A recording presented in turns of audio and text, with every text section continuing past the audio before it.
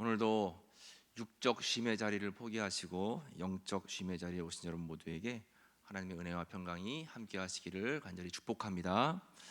오늘 전도서 말씀을 통해서 함께 잠시 은혜 나누고 기도하는 시간을 갖겠습니다. 얼마 전에 공주 인근에서 목회하시는 침례교 목사님을 만나서 함께 대화할 시간이 있었습니다. 그래서 함께 이 이야기 저 이야기 대화하는 가운데 그 목사님에게 핸드폰 전화벨이 울리는 거예요. 그래서 목사님이 전화를 받으셨는데 그 전화 한참 대화를 하시다가 굉장히 심각해지는 표정으로 전화를 끊으셨습니다. 목사님 말씀하시는 거예요. 목사님, 참 우리 교우들 중에 어려운 분들이 많아요. 이렇게 말씀하시는 거예요. 그래서 목사님 왜요? 뭐 무슨 일로 전화하셨는데요? 하고 물어보니까 그 목사님에게 전화하신 분은 누구냐면 지난 1월 17일 네팔로 선생님들 이제 이렇게 연수 가셨다가 히말라야 산에서 산사태가 나가지고 눈사태가 났죠. 눈사태가 나서 실종되셨던 그 선생님의 부모님이신 거예요. 부모님이 그 침례교회에 다니시는 그런 권사님이셨습니다. 막 울면서 목사님께 전화하시기를, 목사님, 내 아들 시신이 발견됐대요. 내 아들 시신을 찾지 못하고 있다가 발견됐대요. 내 아들 시신이라도 만나고 싶은데 지금 코로나 때문에 갈 수가 없대요. 그래서 어쩔 수 없이 그냥 그쪽에서 화장하라고 부탁을 드렸어요. 나중에 이 시신이 이제 그 유해가 이송이 돼서 우리나라로 들어오면 그때 목사님께서 꼭 장례 예배를 드려주세요. 이렇게 부탁을 하셨다라고 하는 것입니다. 지금 코로나 때문에 네팔 나라도 국가가 봉쇄가 돼서 들어가지도 못하고 나오지도 못하는 거예요. 그런 가운데에 그 시신이 발견돼서 이제 그 네팔에 있는 대사관 직원들하고 일부 교민들이 모여서 간단하게 장례 예식을 치렀다라고 하는 것입니다. 그리고 이제 추후에 봉쇄령이 풀려지면 그때 유해 이송이 이루어진다라고 하는 거예요. 그 이야기를 함께 나누면서 저도 가슴이 먹먹해지더라고요. 어떤 말로 위로가 가능할까? 어떤 말로 정말 그 아픔을 함께 나눌 수 있을까? 여러분, 우리가 살다 보면 이해할 수 없고 또 받아들일 수 없는 어려운 고난을 만날 때가 참으로 많이 있는 것 같습니다. 인생을 살다 보면 불쑥불쑥 찾아오는 불청객이 있는데 그 이름이 바로 고난입니다. 내가 원하지 않아도, 내가 바라지 않아도, 내가 반가워하지 않아도 이 고난은 시시때때로 우리를 찾아와서 우리를 어렵게 만듭니다. 그 누구에게도 예외가 없죠. 하나님을 믿는다는 성도 우리들에게도 이 고난이 찾아오는 것을 막을 수는 없습니다. 오늘 본문 전도서를 기록한 솔로몬조차 예외가 아니었죠. 여러분들이 잘 아시는 것처럼 이 솔로몬은 여러 왕들 가운데서도 가장 화려한 시절을 보냈고 또 승승장구했습니다. 남들이 다 부러워할 만한 그러한 삶을 살았음에도 불구하고 이 솔로몬도 전도서를 읽다 보면 곳곳에 얼마나 많은 고난 때문에 고민하고 있는가를 우리가 알 수가 있는데 오늘 본문의 말씀도 그 가운데 한 구절 말씀이다라고 하는 거죠. 오늘 본문 13절을 다시 한번 보시면 하나님께서 행하시는 일을 보라. 하나님께서 굽게 하신 것을 누가 능히 곧게 하겠느냐, 이렇게 말씀하고 있습니다. 하나님께서 굽게 하신 것을 누가 능히 곧게 하겠느냐. 여기서 굽게 하셨다라고 하는 이 뜻이 바로 인생 행로에 고난이 닥치는 것을 의미합니다. 하나님께서 고난이라고 하는 것을 통해서 인생에게 굽게 하는 그러한 시련을 주시면 그 누구도 능히 곧게 할 자가 없다라고 하는 것입니다. 그 고난을 피할 자가 없다라고 하는 거예요. 우리는 흔히 교회 다니면서 기도하면서 늘 항상 입술로 고백하고 기도하는 기도의 제목 가운데 하나가 만사형통하게 해달라고 하는 기도입니다. 만사형통하게 해달라고, 고난이 피해가게 해달라고 기도합니다. 그러나 우리가 아무리 기도하고 우리가 아무리 하나님을 의지해도 우리는 연약한 육신을 가지고 있는 인간이기 때문에 고난이 피해갈 수는 없습니다. 만사 형통이라는 말을 쓸 때 이 형통이라고 하는 히브리 원어를 찾아보면 형통은 고난이 없는 것이 아니라 강을 건너다, 산을 넘다라고 하는 뜻이 바로 형통입니다. 요셉도 형통했다라고 말씀하고 있죠. 성경에서 요셉이 형통했다라고 말씀하는데 요셉은 그 누구보다도 고생을 많이 했습니다. 그 고생을 많이 한 요셉이 왜 형통할까요? 형통이라고 하는 말은 고난을 만나지 않았다, 고생을 하지 않았다라고 하는 뜻이 아니라 고난을 만났지만 고난을 잘 무사히 넘어갔다라고 하는 뜻이 바로 형통이라는 뜻입니다. 정말로 요셉이 고난을 잘 넘어갔죠. 형들이 팔아도, 또 주인에게 억울한 누명을 써도, 또 감옥 안에 갇혀 있을 때에도 여러 가지 고난을 만났지만 그는 형통한 삶, 즉 고난을 믿음으로 잘 넘어가는 삶을 살았다라고 하는 것입니다. 이처럼 우리 인간은 누구에게나 다 고난이 있습니다. 하물며 어린 아이들, 유치원 애들도 막 그런 얘기 하잖아요. 너무 피곤해서 살기 힘들다고 그런 얘기 합니다. 나는 왜 이렇게 고난이 많은지 모르겠다고 아이들도 이야기를 합니다. 지금 전 세계 사람들이 공통적으로 어려움 당하고 있는 고난이 무엇입니까? 바로 코로나19라고 하는 바이러스 때문에 고난을 당하고 있습니다. 안타깝게 우리 공주도 오늘 첫 확진자가 나와서 여러 가지로, 저도 오늘 오전에 공주시장이 브리핑한다고 해서 생방송으로 제가 직접 한번 들어봤거든요. 여러 가지 대처를 준비하고 있고 여러 가지 이제 상황들을 잘 이제 극복해 나가려고 준비하고 있는데, 우리 공주 지역이 청정 지역이라고 자랑을 했는데 어쨌든 이 코로나가 발생해서 너무 안타까운 하루를 보냈습니다. 전 세계가 이 코로나19 때문에 멈춰 있죠. 우리 일상이 멈춰 있습니다. 모두가 힘들어합니다. 정말로 엄청난 재앙이 아닐 수가 없습니다. 아마 이야기하기는 2차 세계대전 이후로 가장 큰 재앙이다라고 하는 그런 이야기들을 합니다. 가장 큰 어려움 중에 하나가 뭐냐면 많은 사람이 생명을 잃고 있다라고 하는 거죠. 오늘 제가 검색해 보니까 오늘까지 우리나라에서 사망자 수는 259명입니다. 259명. 세계적으로는 29만 명입니다. 이 말씀을 제가 준비하기 시작하면서부터 매일매일 검색해 보니까 세계적인 사망자 추이는 하루에 10,000명 이상씩 계속 늘어나더라고요. 잘 산다고 하는 미국, 스페인, 이탈리아, 영국 그 어느 나라도 피해갈 수가 없는 것이 이러한 고통과 고난이다라고 하는 것입니다. 사회 전체가 마비 상태이고 경제적인 손실이 엄청나고, 우리 성도들의 입장에 서서 봤을 때에도 예배도 마음껏 못 드리고 함께 교제도 마음껏 할 수 없고 찬양도 힘껏 부를 수가 없고 여러 가지로 어려움들이 정말 많이 있습니다. 우리나라 정부에서도 어떻게 하면 이 코로나19를 속히 물리칠 수 있을까 많이 애쓰고 있죠. 특별히 얼마 전까지 사회적 거리 두기를 통해서 방역 캠페인을 벌였고, 지금은 이제 생활 속 거리 두기로 열심히 이 코로나를 이겨내기 위해서 애쓰고 노력하고 있습니다.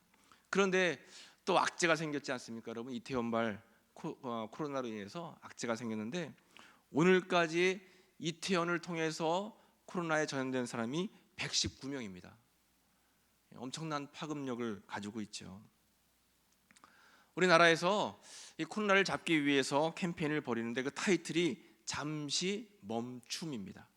화면을 보시면 잠시 멈춤이라는 이러한 이제 캠페인을 벌이고 있고, 또 캐치프레이즈로는 코로나19를 멈추기 위해 우리도 잠시 멈춰요입니다. 한번 같이 해볼까요? 같이 읽어볼까요? 시작. 코로나19를 멈추기 위해 우리도 잠시 멈춰요. 맞습니다. 잠시만 멈추자라고 이제 정부에서 강력하게 요청을 하고 있습니다. 그런데 이 말은 비단 사회적인 방역에만 해당되는 말이 아니라 우리 신앙생활에도 그대로 적용되는 말일 수가 있습니다. 세상 만사가 하나님의 섭리인 줄로 우리는 믿고 있습니다. 마태복음 10장 29절에 하찮은 참새 한 마리도 하늘을 날다가 땅에 떨어지는 것 하나님이 허락하지 아니하면 이루어질 수 없는 일이라고 성경은 우리에게 말씀하고 있습니다. 모든 것이 다 하나님의 섭리예요. 그렇다면 이 땅에 코로나가 온 것도 하나님의 넓은 계획, 깊은 계획, 하나님의 섭리 가운데 하나일 수 있다라고 하는 것인데, 분명히 하나님이 이러한 고난을 통해서, 역경을 통해서 우리에게 원하고 계신 바가 있다라고 하는 것입니다. 이런 어려움을 겪을 때 힘들다, 어렵다, 이거 정말 어떻게 하지? 안타깝다, 여기서 멈출 것이 아니라 우리는 잘 생각해 봐야 됩니다. 왜 하나님께서 코로나를 주셨을까? 왜 우리 믿는 자들이 마음껏 예배를 못하게끔 하나님이 이렇게 어려움을 우리가 겪게끔 만드셨을까? 우리는 한 번쯤 심각하게 고민을 해야 된다라고 하는 것이죠. 분명히 고난에는 뜻이 있다라고 했습니다. 확실하게 모르고 잘은 모르지만 우리가 코로나 때문에 어려움 당한 부분들도 많이 있지만, 코로나 덕분에 신천지 이단 세력이 실체가 드러났고, 또 이번에 그 이태원발 동성애자들, 저도 처음에는 잘 몰랐습니다. 그냥 이태원에서 그 사람들 술 먹는 그런 나이트 클럽에서 문제가 생겼나 보다 생각했는데, 거기가 게이 클럽이라고 하죠. 우리 교우님들도 알고 계시죠? 게이 클럽이라고 해서 남자들끼리 들어가서 막 술 먹고 그 안에 또 방이 있다는 거예요. 그러니까 동성 연애를 하는 그러한 클럽이다라고 하는 거죠.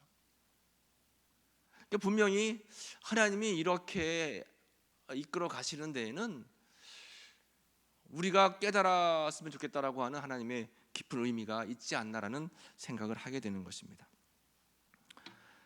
예전에 청교도들은 고난을 가르쳐서 변장된 축복이다 이렇게 말씀하셨습니다. 우리가 이 고난을 믿음 안에서, 신앙 안에서 잘 이겨낸다면, 개인적으로, 교회적으로, 국가적으로 기도하면서 극복한다면 우리가 기대하지 못하는 더 큰 은혜와 축복이 반드시 있는 줄로 믿습니다. 그래서 우리가 사회적인 멈춤도 함께 운동을 해야 되지만, 영적인 일단 멈춤을 통해서 우리 자신을 되돌아보고 다시 하나님께 바른 자세로 나아가는 그러한 신앙의 태도가 필요하다라고 하는 것입니다. 멈추긴 멈추는데 여러분, 오래 멈추면 절대 안 됩니다. 개구리가 높이 도약할 때 어떻게 해요? 잔뜩 움츠려서 잠시 멈춘 다음에 힘껏 도약을 하면 훨씬 더 높이 오르는 것처럼, 우리 성도들도 더 큰 도약을 위해서, 더 큰 믿음의 변화를 위해서 잠시 멈춤을 통해서 나 자신을 돌아본다라면 우리가 깨닫지 못하는 더 예비된 축복이 반드시 있을 줄로 믿습니다. 오늘 이러한 취지로 본문 성경을 함께 상고하고자 합니다.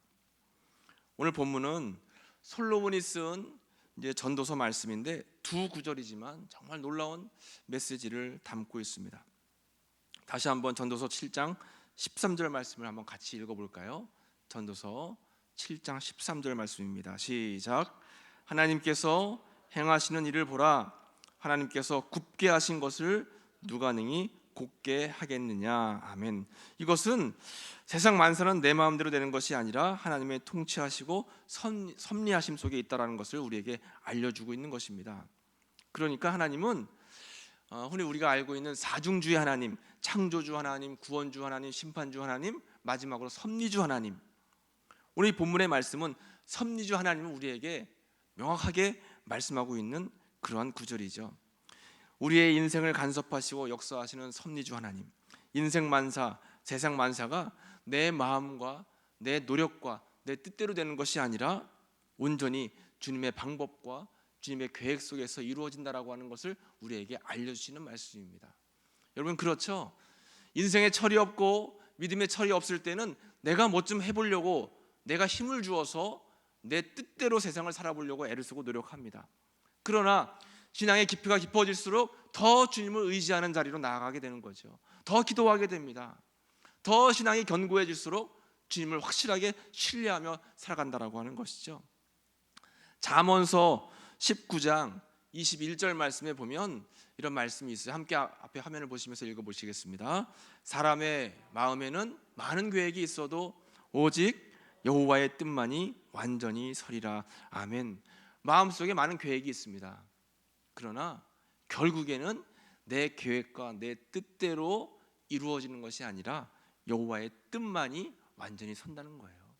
우리가 기도할 때마다 하나님, 예수님의 겟세마네 기도처럼 하나님, 내 뜻대로 마시고 내 계획과 내 마음의 소원은 이것이지만 내 뜻대로 마시고 아버지의 뜻대로 되기를 원합니다. 이러한 기도, 이러한 신앙생활을 하나님께서는 우리에게 원하시고 계시다라고 하는 것입니다. 그리고 잠언 20장 24절 말씀에도 또 이렇게 말씀하고 있습니다. 함께 읽습니다. 사람의 걸음은 여호와로 말미암나니 사람이 어찌 자기의 길을 알 수 있으랴. 아멘. 사람의 걸음을 여호와 하나님께서 인도하시는데 어떻게 우리가 자기의 길을 알 수 있냐라고 말씀하시는 겁니다. 정말 그렇습니다, 여러분. 한 치 앞을 내다볼 수 없는 미래잖아요. 과거는 우리가 기억하고 추억할 수 있습니다. 현재는 내가 살아낼 수 있습니다. 그런데 미래는 계획만 할 뿐이죠. 주님 앞에 맡기고 기도만 할 뿐이죠. 우리가 미래에 대해서 알 수가 없습니다. 한 치 앞을 알 수 없는 인생, 삶이 바로 우리의 삶이다라고 하는 것입니다. 그러므로 이 세상을 섭리하시는 주님을 의지하는 것이 가장 지혜로운 방법인 줄로 여러분 믿으시기 바랍니다. 가장 지혜로운 것, 가장 영리한 것은 세상을 주관하시고 다스리시고 섭리하시는 주님께 나의 인생을 맡기고 의뢰하고 의탁하고 의지하며 나아가는 삶이다라고 하는 것이죠. 그래서 우리는 세월 지나갈수록 의지할 것뿐일세 정말 이 찬송대로 살아갈 것밖에 없습니다. 이러한 사실을 절감했던 여인이 있는데 그 여인이 바로 한나라고 하는 여인입니다. 이 여인은 불임 여성이었죠. 오늘날에도 이 불임이라고 하는 것은 굉장히 어려운 병이고 또 마음 아픈 병입니다. 그런데 하물며 이 한나라고 하는 여인이 살고 있던 이 고대 시대에는 아마 이 고통이, 아이를 낳지 못하는 고통이 어마어마했을 것입니다. 게다가 남편이 첩을 얻어서 자식을 본 후에 이 첩인 분인나가 엄청 어렵게 이 한나를 괴롭혔습니다. 너무 힘들어서 한나가 통곡하며 기도했죠. 하나님, 제발 도와주세요. 제발 나에게 태문을 열어주세요. 간곡하게 간절히 기도할 때 하나님께서 그 기도를 들으시고 응답해 주셔서 옥동자 같은 사무엘을 출산하게 되었습니다. 이 한나는 너무 기뻤죠. 그런데 한나의 고백을 통해서 우리가 알 수 있는 것은 기쁨 이면에 하나님의 섭리하심에 대한 오묘함을 고백하고 있는 말씀을 우리가 깨달을 수가 있는데, 사무엘상 2장 6절과 7절 말씀입니다. 사무엘상 2장 6절과 7절이에요. 한번 같이 읽어보겠습니다. 여호와는 죽이기도 하시고 살리기도 하시며 스올에 내리기도 하시고 거기에서 올리기도 하시는도다. 여호와는 가난하게도 하시고 부하게도 하시며 낮추기도 하시고 높이기도 하시는도다. 아멘. 한나가 이걸 깨달은 겁니다. 내가 아이를 낳지 못하고 어려움 속에 있던 것도, 내가 이 괴로움 속에서 하나님 앞에 고통 가운데 기도한 것도 다 하나님의 섭리 안에 있구나. 하나님을 의지하고 믿고 나아가는 것이 가장 귀하구나. 사람이 죽기도 하고 살기도 하고 또 수월에 내려가기도 하고 올라오기도 하고 때로는 가난하게도 되고 부하게도 되고, 이것이 다 하나님의 섭리이구나. 한나가 사무엘을 낳으면서 이것을 깊이 더 깨달은 것입니다. 굉장히 깊은 고백이지요. 오늘 본문으로 돌아와서 솔로몬의 고백도 마찬가지입니다. 솔로몬은 섭리하신 하나님에 대해서 오늘 본문에서 7장 14절에 이렇게 말씀하고 있죠. 7장 14절 말씀을 같이 읽어보겠습니다. 형통한 날에는 기뻐하고 곤고한 날에는 되돌아보아라. 이 두 가지를 하나님이 병행하게 하사 사람이 그의 장래일을 능히 헤아려 알지 못하게 하셨느니라. 아멘. 하나님께서 섭리하시는데 때로는 형통으로, 때로는 고난으로, 때로는 웃을 일로, 때로는 울 일로 하나님께서 조화를 이루신다는 겁니다. 사람이 그의 장래일을 능히 헤아려 알지 못하기 때문에 우리는 장래일을 인도하시고 이끄시는 섭리하시는 주님을 겸손함으로 따르는 것, 이것밖에 할 수 있는 게 없다라고 하는 것이죠. 여러분, 우리의 삶을 이끄시고 인도하시는 하나님을 마음속에 굳게 믿으시면서 섭리하시는 주님 앞에 순종하며 나아가시는 귀한 삶을 살아가시기를 간절히 축복합니다. 하나님은 이렇게 형통과 고난을 교차적으로 허락하시면서 하나님의 선한 뜻 가운데 인생을 바르게 인도하신다라고 하시는 거죠. 조화와 균형입니다. 조화와 균형. 비가 오는 것이 싫어서 맨날 365일 햇빛만 내리쬐면 그곳은 사막이 된다라고 했습니다. 또 너무 가물어서 비만 계속 오면 그것은 홍수가 나는 거죠. 하나님은 때로 우리 삶 속에 햇볕도 주시고 비도 주시고 때로는 눈도 주시고 바람도 주시면서 우리의 삶을 조화롭게 아름답게 이끌어 가시는 것입니다. 사도 바울은 그래서 로마서 8장 28절에 모든 것이 합력해서 선을 이룬다라고 말씀했습니다. 모든 것이 합력해서, 그 모든 것 안에는 기쁨과 슬픔과 형통과 고난과 또 고통과 순경과 역경을 다 포함하고 있다라고 하는 거예요. 우리의 삶 전체를 통해서 하나님께서는 합력해서 선을 이룰 수 있도록 우리를 이끌어 주신다라고 하는 것입니다. 그러면 이러한 섭리하시는 주님을 우리가 알고 깨닫고 마음속에 새기면서 어떠한 삶을 살아가야 될까요? 전도서 7장 14절 앞부분에 보면 형통한 날에는 어떻게 하는 겁니까? 기뻐하고 곤고한 날에는 되돌아보아라. 형통할 때는 기뻐하는데 이 기뻐하는 것은 생각 없이 기뻐하는 것이 아니라 겸손한 마음으로 감사하며 기뻐하라고 하는 거예요. 겸손함을 잃지 말면서 감사함으로 기뻐하는 것이고, 고난이 올 때는 되돌아보아라 이렇게 표현하고 있는데, 되돌아보다라고 하는 말이 히브리 원어로 라아라고 하는 뜻입니다. 이것은 곰곰이 잘 생각해 보라. 오늘 굉장히 중요한 말씀입니다. 한번 따라해 볼까요? 곰곰이 잘 생각해 보자. 우리가 세상을 살면서 정신없이 바쁘게 살 때가 많습니다. 우리 어른들, 우리 자녀들이나 젊은 사람들에게 이야기하잖아요. 생각 좀 하고 살아라. 생각 좀 하고 살아라. 이 별게 아닌 것 같은데도 정말 생각하며 사는 것이 정말 중요하다라고 하는 것입니다. 곰곰이 잘 생각해 보는 것, 이게 바로 되돌아보는 거예요. 우리 삶 속에, 내 삶 가운데 고난이 찾아왔을 때 곰곰이 한번 깊게 잘 생각해 보는 것이 굉장히 중요하다라고 하는 것입니다. 이런 조크가 있더라고요. 한국 사람들이 온몸이 아픈 데가 많은데 특별히 어디가 제일 아플까요? 여러분들 어디가 제일 아프십니까? 몸 중에서? 허리. 또 어디가 아프세요? 아프신 데가 하나도 없으신가 봐요. 여러 가지가 다 아프겠죠. 그런데 가장 많이 아픈 곳이 허리랍니다. 허리는 보통 사람들이 대부분 다 아프대요. 근데 왜 아프냐면 한국 사람들이 너무 급하고 바빠서. 허리가 영어로 뭡니까? 허리. 우리 젊은 분들, 허리가 영어로 뭐예요? 허리가 뭐예요? 허리가 영어로 바쁘다는 뜻입니다. 바쁘다. 바쁘다. 아는데 모르는 척 하신 거죠? 네, 허리 바쁘다. 그래서 육적으로는 허리가 아픈데 영어로 따져보면 허리병. 너무 급하고 바빠요. 정신이 없어요. 늘 깜빡깜빡하고 생각이 없이 살 때가 많이 있다는 것입니다.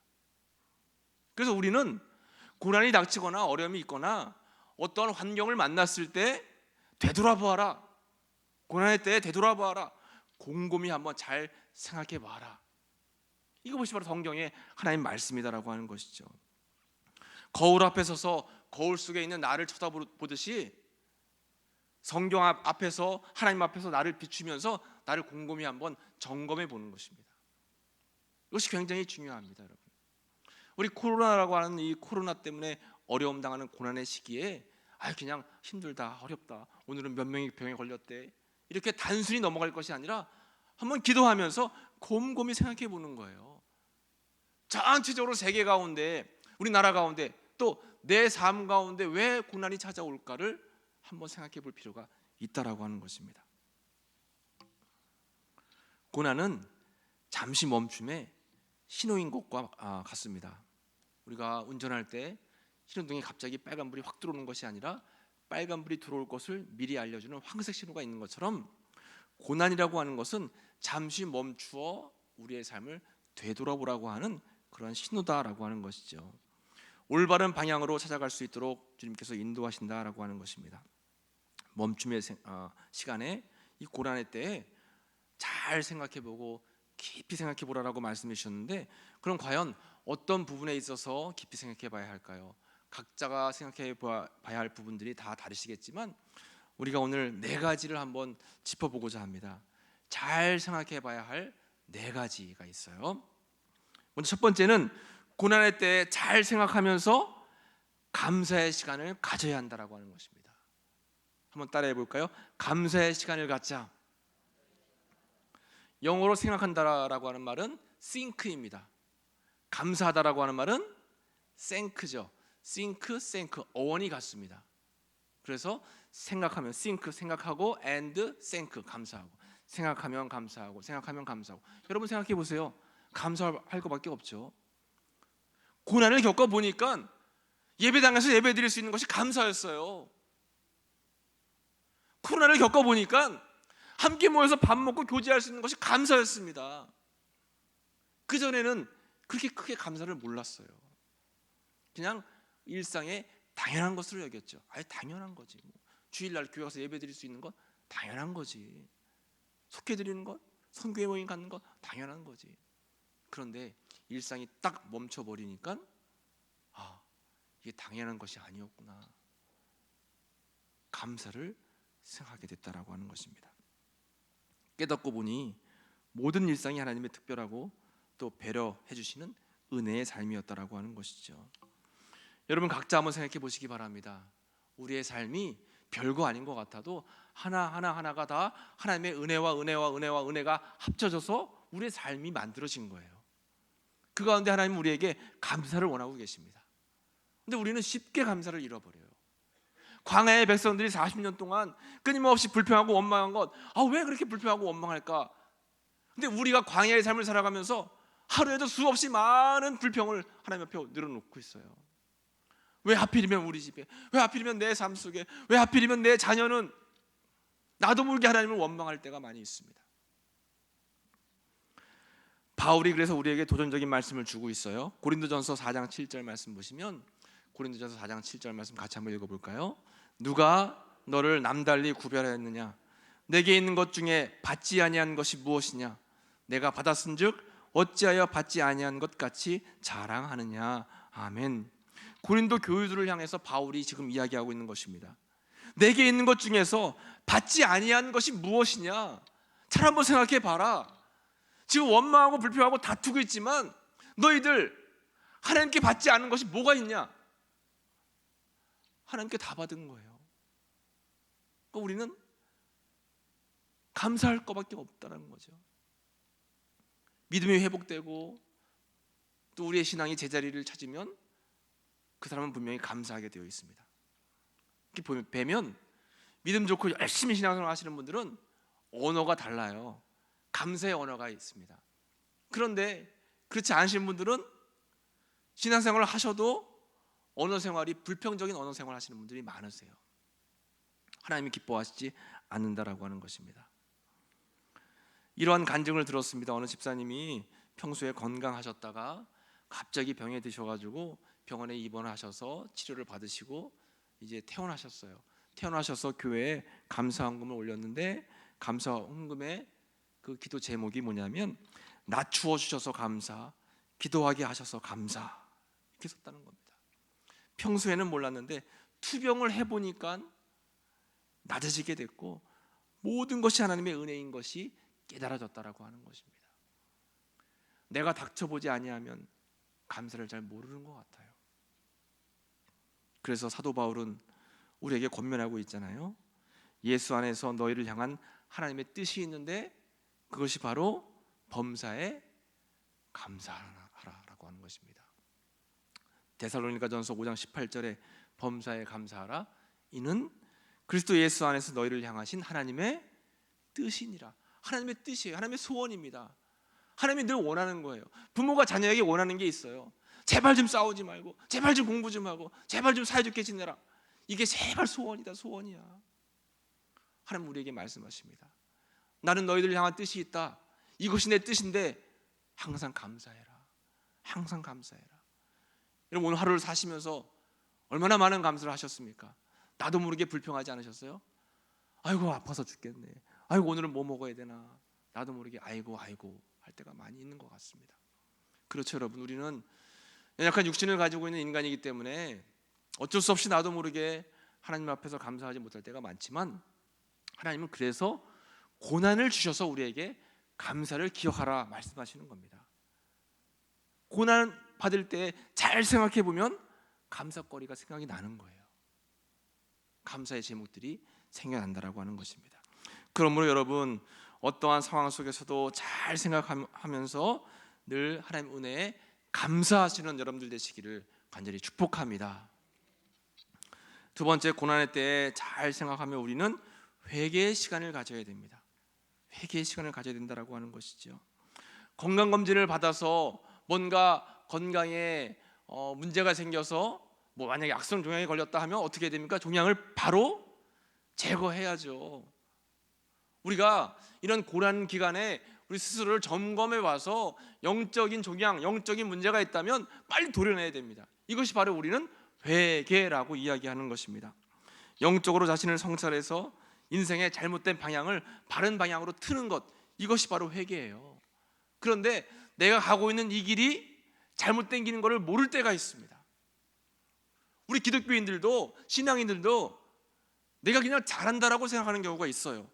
아, 이게 맞는 거지, 이게 바른 거야, 내 안의 판단으로, 내 안의 기준으로 잘못된 길을 가면서도 바른 길을 간다라고 그렇게 생각하시는 성도들이 있다라고 하는 것입니다.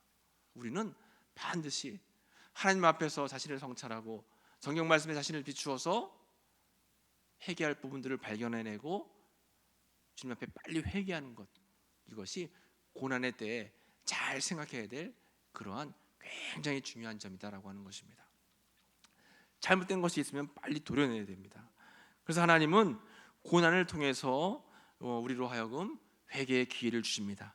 시편 119편 67절과 71절 말씀에 그렇게 기록되어 있어요. 67절 말씀 같이 읽습니다. 고난 당하기 전에는 내가 그릇 행하였더니 이제 주의 말씀을 지키나이다. 71절입니다. 고난 당한 것이 내게 유익이라. 이로 인하여 내가 주의 율례를 배우게 되었나이다. 아멘. 맞습니다. 고난 당하기 전에는 내가 그릇 행하였어요.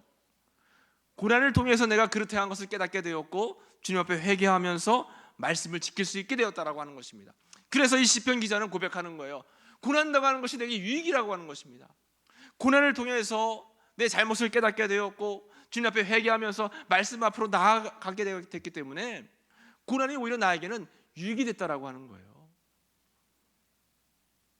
그래서 여러분, 제가 초반에 설교 초반에 말씀드렸던 것처럼 고난은 변장된 축복일 수 있다는 것입니다. 회개는 물길을 트는 것과 같습니다. 그래서 꽉 막혀서 물이 흘러 내려가지 못하다가 이 회개를 통해서 물길이 팍 터진 거와 마찬가지라고 하는 거예요. 얼마 전에 제가 고향에 다녀왔는데, 고향에 가지고 이제 제가 아버지에게 가서 뭐 필요하세요? 어떻게 뭐 해드릴까요? 했더니 가보니까 화장실에 세면대가 막혔어요. 그 세수해도 물이 잘 안 내려갑니다. 근데 그거 뚫어뻥이라고 해서 이렇게 누르면 막 뚫리잖아요. 그걸 그냥 몇 날 며칠 누르셨는데도 안 뚫린대요. 그래서 제가 이렇게 위에 열고 밑을 뒤로 해가지고 빼서 보니까 머리카락이 이만큼 그냥 있는 거예요. 그래서 그거를 다 제거한 다음에 아버지 일로 와보세요. 보세요. 물을 쫙 했더니 쫙 내려가요. 그랬더니 이거 어떻게 했냐는 거예요. 이거 굉장히 쉬워요 아버지, 배우세요 하고선 옆에 이렇게 돌리는 거, 뒤에 빼는 걸 알려드렸더니 아유 속이 다 시원하다 그러시는 거예요. 맨날 세수할 때마다 물이 안 내려갔다는 거예요. 이 바로 우리 신앙생활 가운데 막혔던 것이 뻥 뚫릴 수 있는 방법이 회개라고 하는 것입니다. 이렇게 제가 친가에서 뚫어드리고 처가에 갔더니 처가에서도 저희 장모님이 세면대가 막혔다는 거예요. 거기도 또 머리카락이 잔뜩 껴가지고 또 막혔더라고요. 제가 또 이렇게 뚫어드리고 왔습니다. 효도하고 왔죠. 막혔던 거 뚫어드리는 거 효도입니다. 맞습니다, 여러분. 우리 신앙생활 속에서도 막혔던 부분들이 있어요. 그것이 혹시 내가 정리해야 될 회개의 거리를 정리하지 못해서 막힐 수가 있다라고 하는 것입니다. 그럼 하나님은 고난을 통해서 우리로 하여금 생각하게 하시고 생각함을 통해서 회개하게 하신다는 거예요. 그렇다고 해서 무조건 고난이 오면 다 회개해야 할 그러한 회개거리가 있다는 것은 아닙니다. 왜냐하면 욥처럼 의로운 사람도 때로는 고난당할 수가 있어요. 그러나 중요한 것은 우리는 모두가 다 죄인이죠. 부족합니다. 허물이 많아요. 하루를 진실하게 살아보려고 새벽 기도 때 하나님 오늘 정말 죄악 가운데 살지 않게 도와주세요. 오늘 사람들에게 상처 주는 말을 하지 않도록 도와주세요. 아무리 기도해도 하루를 마감하는 기도 시간에 생각해 보면 또 실수했어요. 또 허물 많은 하루를 살았습니다. 우리는 죄인이기 때문에 그렇습니다. 그래서 우리는 항상 죄인이기 때문에 영적인 상태를 점검하고 하나님 앞에 철저한 회개를 통해서 정결함을 받아야 된다라고 하는 것입니다. 우리에게 고난 주신 것, 우리가 생각을 통해서 회개거리를 찾고 회개하라고 하는 하나님의 뜻과 계획이 있다는 사실을 여러분 기억하시면서 회개의 자리로 나아가시는 여러분들 되시길 간절히 축복합니다. 세 번째는 고난의 때에 잘 생각하며 우리는 기도의 시간을 가져야 된다라고 하는 것입니다. 건물에서 화재가 나거나 건물에서 무슨 문제가 생기면 우리는 뭘 보고 쫓아가야 될까요? 건물에 있는 비상구 그 화살표를 보면서 우리는 피신을 해야 되는 것처럼 우리 인생의 비상구는 오로지 누구밖에 안 계세요? 하나님 한 분밖에 없는 줄로 믿습니다. 우리 인생의 피난처는 은행도 아니고 우리 인생의 피난처는 나에게 이야기를 들어준 친구도 아닙니다. 우리 인생의 피난처는 오로지 하나님 한 분밖에 없는 줄로 믿습니다. 그러니까 기도를 통해서 고난이 닥치면 하나님께 기도하면서 내 어려움을 아뢰야죠. 어려움을 주님 앞에 다 토로해야죠. 성경은 우리에게 말씀하고 있죠. 야고보서 5장 13절 말씀에 너희 중에 고난 당하는 자가 있느냐 저는 기도할 것이요 이렇게 말씀하고 있습니다. 고난 당하는 자가 있느냐 너희는 기도할 것이요. 고난 속에 있습니까 여러분? 기도하시기를 축복합니다. 기도하셔야 된다라고 하는 것이죠. 고난 당하면 기도하고 기도하면 하나님께서 우리의 고난을 책임져 주신다라고 말씀해 주셨습니다. 또한 시편 50편 15절 말씀에 환난 날에 나를 부르라 내가 너를 건지리니 내가 나를 영화롭게 하리로다라고 말씀해 주셨습니다. 인생을 살면서 정말 막막할 때가 있습니다. 대책이 없을 때가 있어요. 아무것도 할 수 없고 내 손에 든 것이 아무것도 없는 빈손일 때가 있습니다. 그러면 빈손으로 하나님께 올려드리시기 바랍니다. 하나님께 손을 올려서 기도할 때에 반드시 하나님께서 우리의 기도를 들으시고 응답하시며 선한 길로 좋은 길로 이끌어 주시는 줄로 믿습니다. 이제 마지막 네 번째입니다. 네 번째, 고난의 때에 잘 생각하며 우리는 인내의 시간을 가져야 된다라고 하는 것입니다. 이 코로나19만 해도 사실 언제 종식될지 아무도 모르고 많은 염려가 있죠. 또 혹간에는 그런 이야기들을 합니다. 가을이나 겨울쯤에 2차 대유행이 올 수도 있다.